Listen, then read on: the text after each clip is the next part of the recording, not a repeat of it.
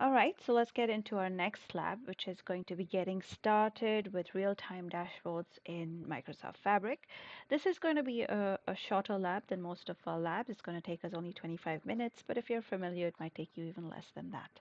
So let's get started with our first task, which is creating a workspace. As you know by now, our workspaces, we can see them on the left panel, menu panel, and then we can also create a new workspace there. So let's create a new workspace for lab 14. And in the advanced section, we're going to make sure we are using some fabric capacity, either trial or premium capacity or fabric capacity, and hit apply.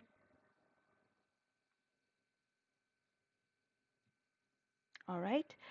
Um, and then the next task is going to be to create an event house. In order to create an event house, we are going to um,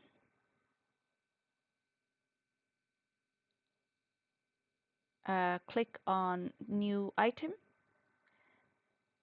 and we're going to look for store data, and we have an event house here.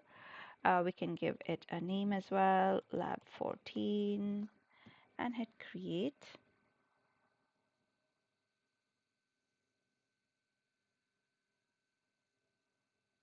All right, and let's click on get started, and we'll remove all these tips. And then we can also see we have a KQL database, so we can click our KQL database and go into it.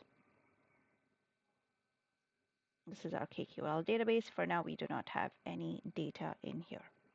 All right, so the next step is going to be to create an event stream so that um, we can actually see some data and create some real-time dashboards. So here I have the get data option, and in the get data option, I'm going to select event source, data source.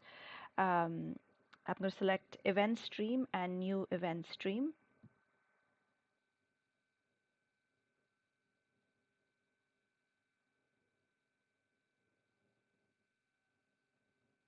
And let's name this event stream bicycle data, and click create.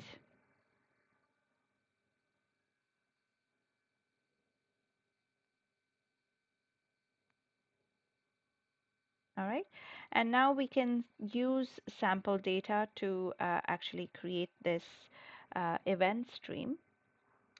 And let's name the sources to be bicycles, sample data, and let's click on add.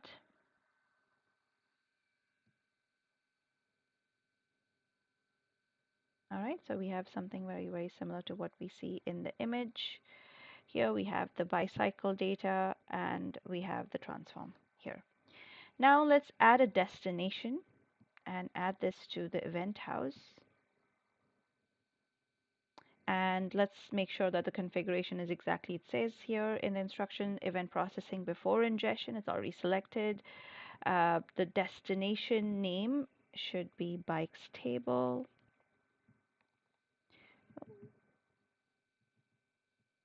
Selected the wrong thing here. Let's do that again.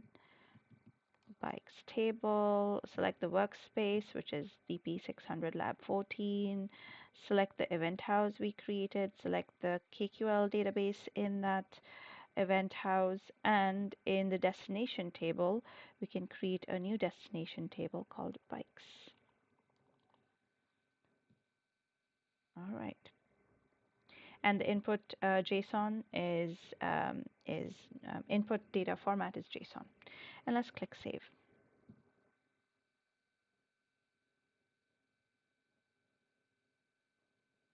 Now we have to connect this because you can see there's an error, so let's connect this, and there you go, we have gotten rid of that error.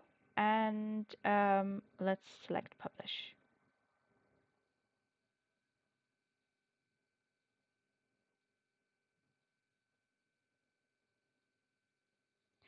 So let's wait a bit for the data to start streaming into our KQL table.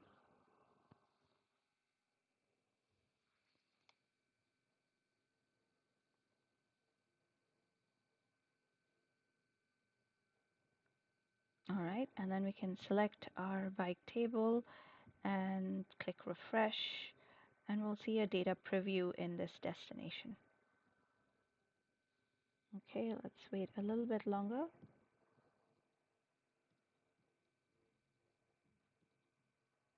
Still loading.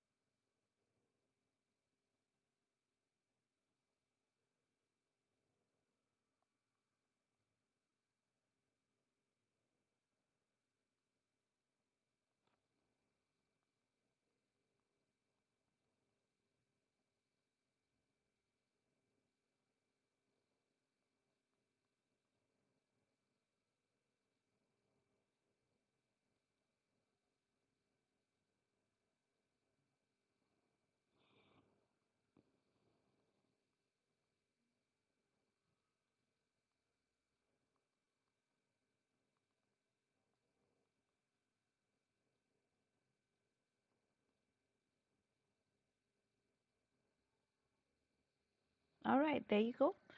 So now that the data is entering our stream, we can see the data preview here and it all works well.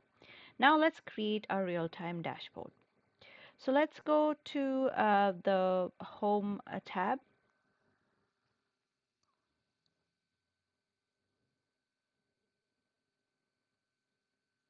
Home Hub, there you go. And let's go to the real-time, create a real-time dashboard. So let's create a real-time dashboard. See where we can find that. No, we do not want a new workspace. Let's go to real-time hub.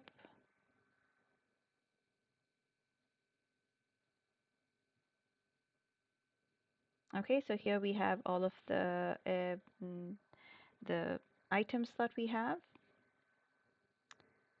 And I'm just going to do it from the new item here. And I'm going to create a real-time dashboard. So for this, we're going to have to look for the visualize data section. And here we're looking for this real-time dashboard. I'm going to name it bikes dashboard and hit create.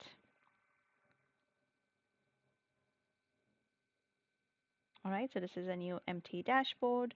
And we're going to select in the toolbar new data source and add a new One Lake data hub.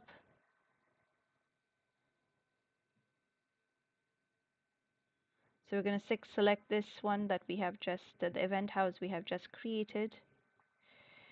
And we can leave the display name of our data source to be the same, and that's the database, and pass through identity for authentication, and add that new data source. Oh, we actually had to change the display name, so let's do that again.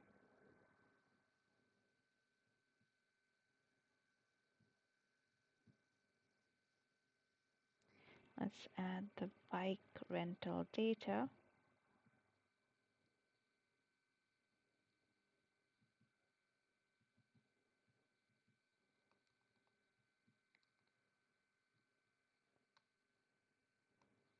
And there you go. Let's add this new data source.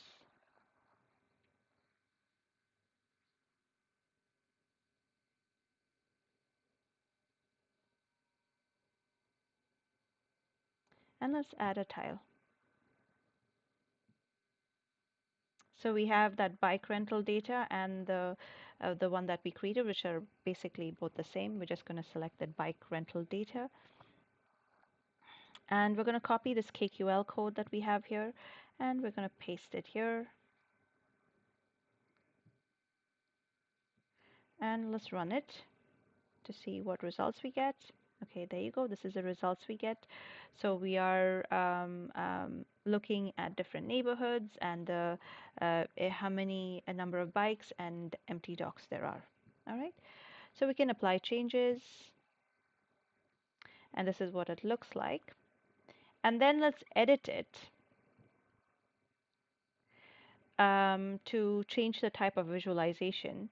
So in the visual formatting, instead of a table, we're going to select a bar chart.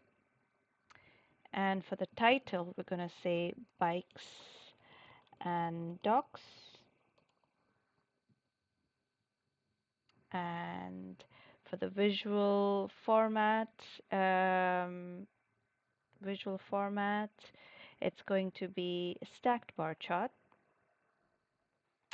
And for the Y columns, it's going to be no bikes and no empty docks. And for the X column, it's going to be neighborhood, which is good. Series columns is info and legend at the bottom. Okay, so it's supposed to look something like this, which is exactly what it looks like, just with a different color. And let's apply changes. All right, so this is what it looks like. So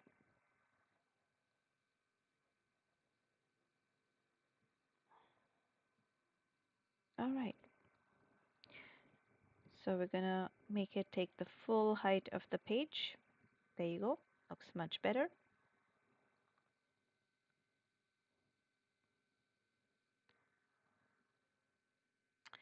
And let's create a new tile now and make sure that we have the bike rental data selected as the source. And let's run this query now. This is a little bit of a different query. We have latitude and longitude and the number of bikes. And let's apply changes. All right. And then let's edit to change the visual formatting. So here we're going to say bike locations. And the visual type is going to be a map. All right. Defined by latitude and longitude. Latitude column is latitude, longitude column is longitude, and you can see how that is updating in real time. Label column is neighborhood, size, let's show the size, and size is going to be the no bikes column. There you go. Let's apply the changes. All right, so this is what it's supposed to look like. Let's make that a little bit thinner so we have more space here for this tile, and let's make this a little bit bigger. And this is what it looks like. So this is a real-time dashboard. As soon as there is more data coming in, this will change according to that query. Now another thing we can do is create base queries, and these base queries can then be reused in different tiles. So let's do that. Let's select base queries here and create a new base query. And in the variable name, let's put base bike data. And let's take it from the bike rental data. And let's select this one. This is a little bit tricky because the formatting didn't like the formatting. So let's do it manually. There you go. This is my base query, and we can run the query to make sure it returns all of the bikes, all of the neighborhoods. and it has all of the columns required for both my visuals. And select done. Now I can edit the bike and dock. And instead of using these, since the first two is already there in my base query, I can just refresh this with my base bike data and only keep the last two lines. So let's copy this and replace it in here.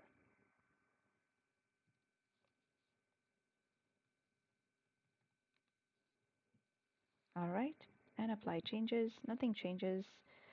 It's just using now the new base bike data, and we'll do the same thing for this one. Just gonna copy it here and copy and paste. Just change the formatting a little bit and then apply changes. Another thing that we can do is also add a parameter. So if we want to see only for a certain neighborhood at a time, we can do that. So let's go to the Manage tab for that and create a new parameter.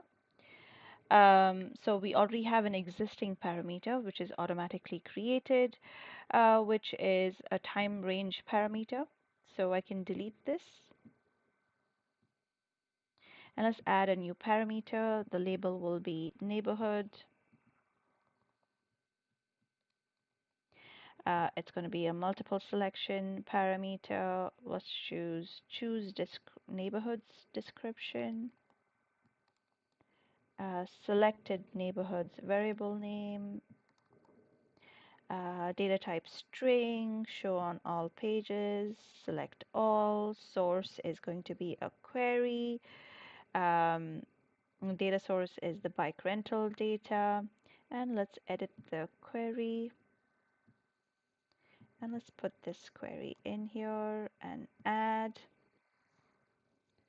Okay, so we have this query, which is giving the list of values that this parameter can take. Value column is neighborhood.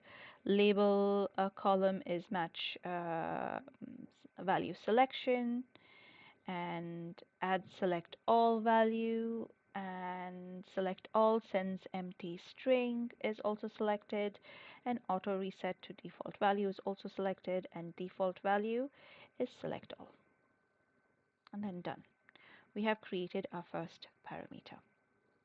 So now that we have added this parameter, um, we do need to edit our base queries to take this parameter into consideration so it uses it. Let's go to the base queries and edit this base query, and let's put this new query that we have here, okay, which is selected neighborhoods, and select done. So you can see now the neighborhood parameter is select all, but if I don't select all and select one, oh, there is something wrong with our selected neighborhoods.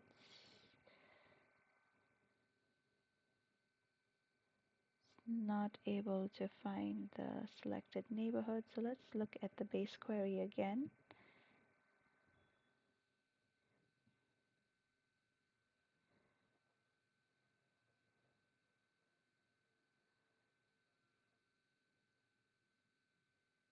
Okay, let's check out the parameter. Oh, it's selected neighborhoods. Selected neighborhoods. I forgot to put the S in there.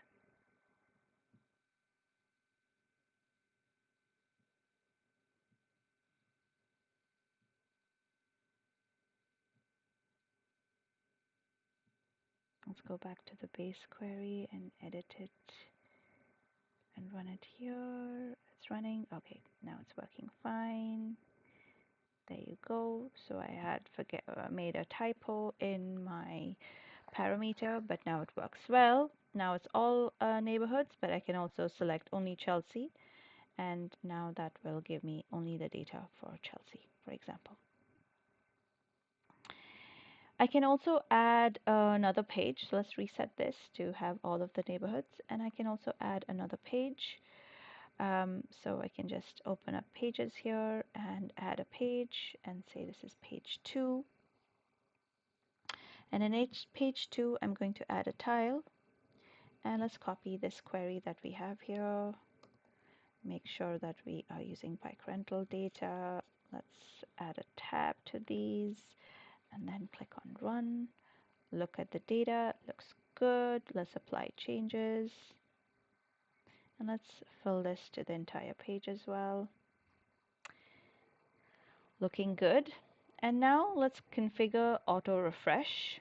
So on the manage tab, we have the auto refresh option, which is currently disabled. So we'll enable it and keep all refresh intervals with a default refresh rate of 30 minutes and apply. So this is an automatic refresh instead of having the users manually refresh your real-time dashboard every time. And with that, we are done with this lab. The only thing left is to save this lab. So let's save it.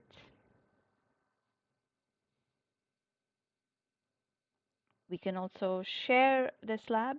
I'm sorry, this dashboard, for example, and we can copy the link to this and open it up in a new browser. And oh no, that's not the thing I was supposed to. So I was gonna share, copy link, copy, and then open up in a new tab.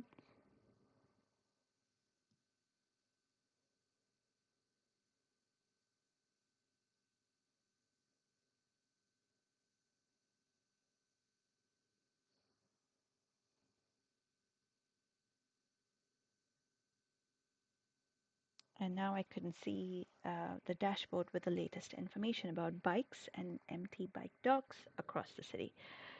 So let's give it a second to load this newly created dashboard.